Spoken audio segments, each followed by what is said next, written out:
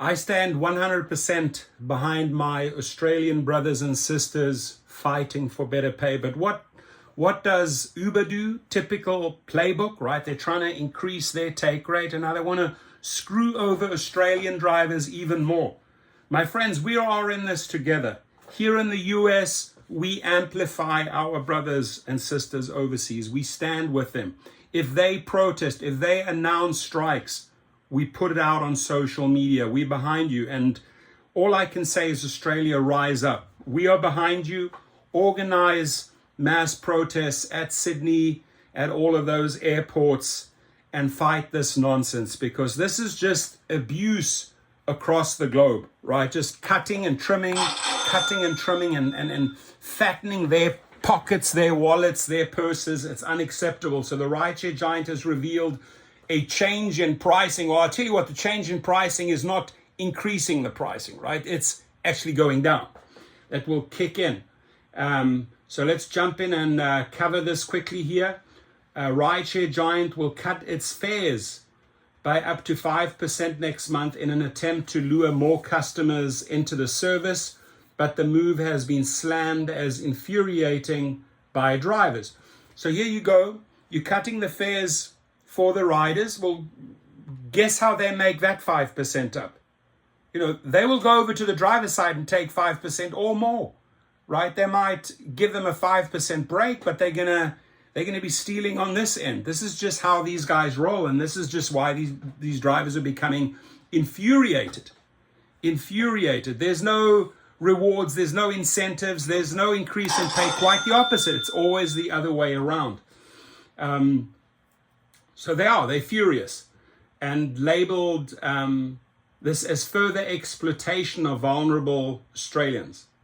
We hear you, we feel you, we're facing the same sufferings over here in the United States.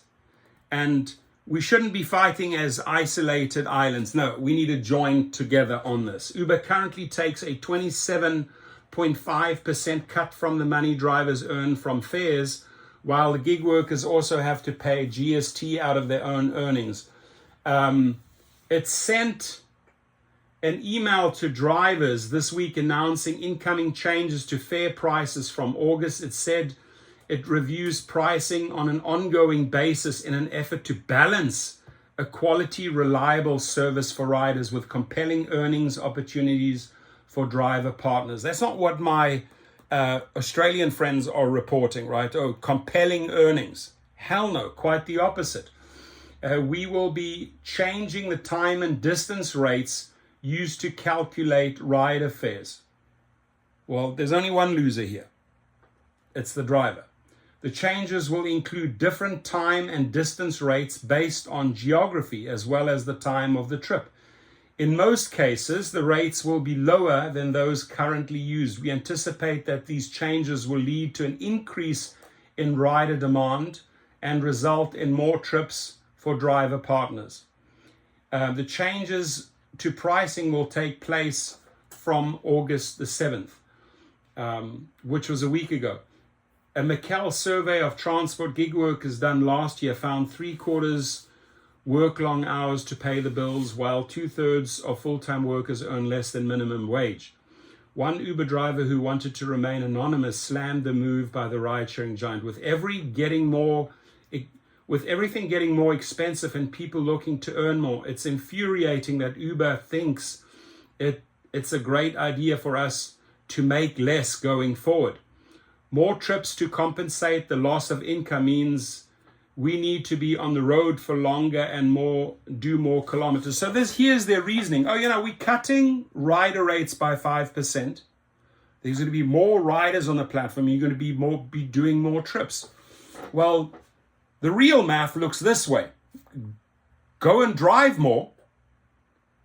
Because we have more trips out there for you. You're getting paid less as a driver. We got to compensate that 5% that we're extending to riders and passengers. Unfortunately, we have to take it away from you, but we're giving you more trips. Essentially doing more miles, more kilometers for less money, period. Or you are putting in all these additional miles and hours to make up those deficits because of their poor plans. The Transport Workers Union Uber warned rideshare drivers are facing cuts to their earnings from next month as the gig economy continues to spiral without the safety net of enforceable standards. Read that. Do these caravans, my friend, do caravan after caravan, shut down the airports. Rideshare drivers are once again bearing the brunt of a market that's been battered by an absence of regulation, added TWU National Secretary Michael Caine. Some of the most vulnerable and underpaid workers in our economy are once again facing cuts to their earnings in a market that's in free fall. Rideshare drivers with no rights to minimum wage or other entitlements have spent the night wondering how they are going to pay the bills next month, he said. This is a direct consequence of a decade of coalition government rolling out the red carpet for gig exploitation disguised behind shiny new apps without putting in place protections for workers. The Albanese government has introduced world-first legislation to give rights to the workers, but standards continue to spiral while laws get off the ground, he noted. The longer it takes for a minimum standard order to be determined, the lower pay and conditions will sink. We need to see the industry come together with maximum support for early minimum standards orders so that the process can move as efficiently as possible to stabilize the market. Thank you, sir. Michael Caine. Michael Caine. Stopping the free fall with a safety net of binding standards that can be built up over time is critically urgent for gig workers and companies alike. The TWU has called on all industry stakeholders to get behind urgent minimum standards applications as soon as the new laws come into effect to begin building a safer, fairer industry for workers, companies, and customers. World first legislation empowering the Fair Work Commission to set enforceable standards for gig economy workers in transport was passed by federal parliament in February and will soon be enacted. Uber has been contacted for comment. Well, guess what? They are not replying. We're still waiting. They are not replying. Australia, rise up, my friends. We have your back. Anything you announce, we'll get the word out, at least through this channel, and the subscribers are amazing. They post it on Facebook. They post it on Twitter. We will support you in your efforts. You're not alone. I just want to tell you, you're not alone. Doesn't matter if you're Australia, New Zealand, South Africa, Europe, you're not alone. We will always have your back, my friends. We are a gig rideshare family that looks out for each other. God bless you all.